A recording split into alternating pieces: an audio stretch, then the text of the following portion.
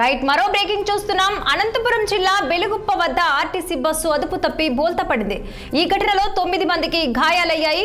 వీరిలో 2 పరిస్థితి విషమంగా ఉంది. గాయపడ్డ వారిని హుటాహుటిన ఆసుపత్రికి తరలించి చికిత్స అందిస్తున్నారు. ప్రమాద సమయంలో వాహనంలో మొత్తం 14 మంది ఉన్నట్లు తెలుస్తోంది.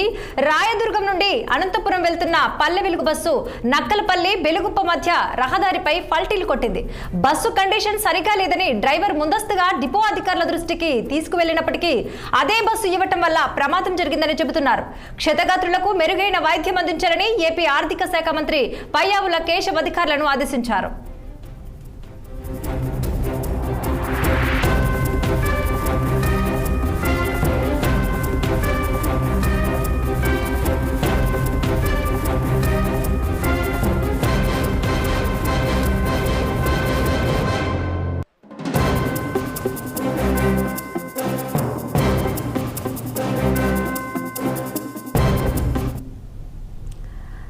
రైట్ అనంతపురం జిల్లా వెలుగుప్ప వద్ద ఆర్టీసీ బస్సు అదుపు తప్పి బోల్తా పడింది. ఈ ఘటనలో 9 మందికి గాయాలయ్యాయి.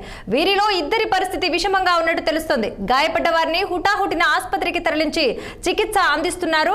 మరి దీనికి సంబంధించి మరింత సమాచారం అందించేందుకు మా అనంతపురం జిల్లా ప్రతినిధి రసూల్ ఫోన్ లైన్ లో సిద్ధంగా ఉన్నారు. రసూల్ చెప్పండి, దీనికి ఈ ఘటనకు సంబంధించి పూర్తి డీటెయిల్స్ ఏంటి?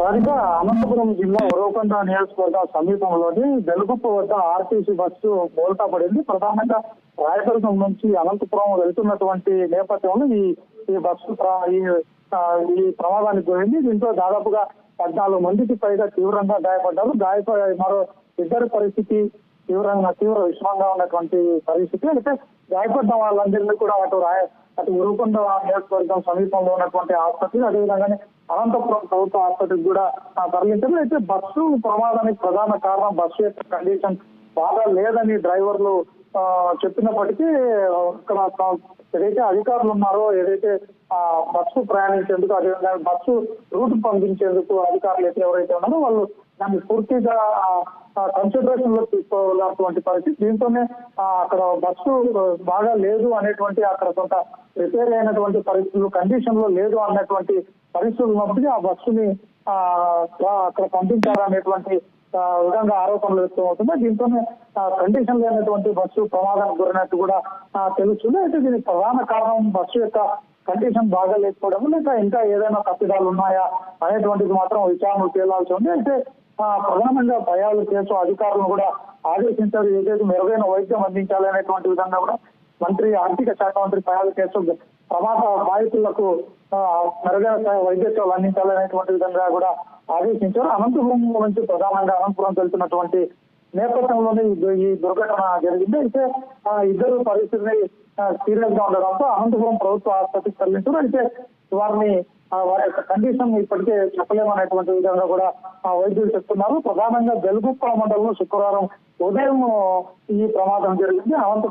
అనంతపురం వెళ్తున్నటువంటి పల్లె వెలుగు బస్సు ఇది. అయితే దాదాపుగా దీంట్లో ఒక 30 మందికి పైగా ప్రయాణిస్తున్నట్టు తెలుస్తుంది. 9 మంది నుంచి 14 మంది దాకా గాయాలని, 2 పరిస్థితి విషమంగా ఉన్నటువంటి పరిస్థితి.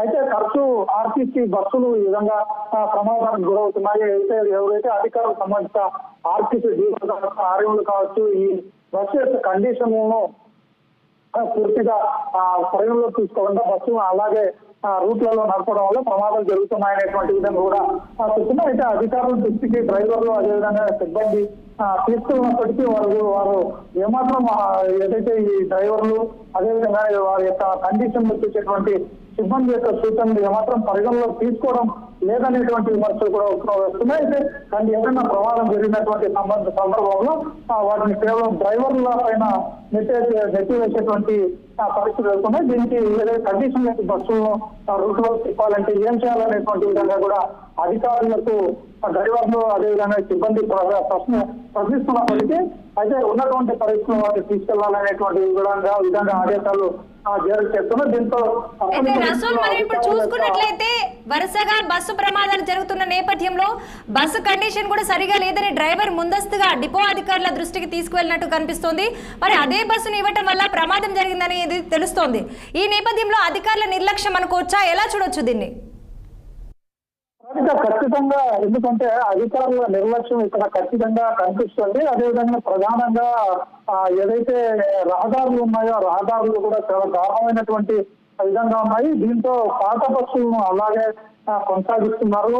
అదేవిధంగానే రూట్లలో తిప్పమని చెప్తున్నారు. ఏదైతే ఈ బస్సులు ఉన్నాయో పాత బస్సులు ఉన్నాయో వాటి కండిషన్స్ లో పరిస్థితులు ఎప్పటికప్పుడు సంబంధిత ఆర్టీసీ అధికారులు ప్రభుత్వం దృష్టికి తీసుకోవచ్చు. అదేవిధంగానే పరిపాలన అధికారుల దృష్టికి తీసుకోవచ్చు, లేకపోతే స్థానిక ప్రజాప్రతినిధుల దృష్టికి తీసుకెళ్లి ఏదైతే ప్రభుత్వం దృష్టికి తీసుకెళ్లడం ద్వారా ఆ రూట్లలో తిప్పాల్సినటువంటి బస్సులను ఏదైతే మంచి కండిషన్ ఉండేటువంటి కొత్త బస్సులు వేయించడమో ఇట్లాంటి చర్యలు తీసుకుంటే కొంత రోడ్డు ప్రమాదాలను నివారించేందుకు అవకాశం ఉంటుంది. అయితే అంతేకాకుండా ఎవరైతే ట్రాన్స్పోర్ట్ అధికారులు, రవాణా శాఖ అధికారులు ఉంటారో ఈ ప్రభుత్వ బస్సులు ఒక రకంగానో అదేవిధంగా ప్రైవేట్ బస్సులకు ఒక రకంగా కండిషన్స్ ని చూస్తున్నారు. అయితే అటు ప్రైవేట్ బస్సులు కావచ్చు, అదేవిధంగా ప్రభుత్వ పరంగా నడిచేటువంటి రవాణా ఆర్టీసీ రవాణా బస్సులు కావచ్చు, వీటన్నింటినీ కూడా కండిషన్ వ్యవహారాల్లో మాత్రం రవాణా శాఖ అధికారులు ఏదైతే ఆర్టీఓ అధికారులు ఉంటారో వీళ్ళు ఖచ్చితంగా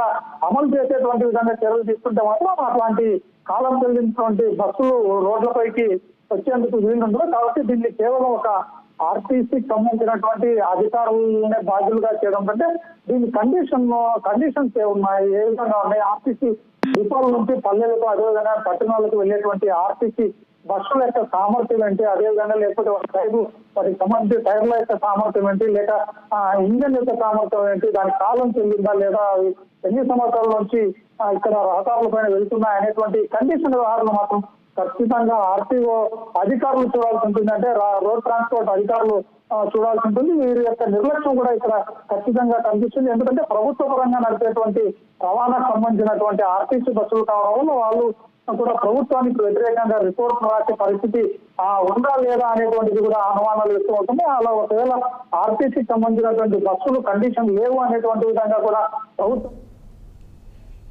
ఓకే, రైట్ రసూల్.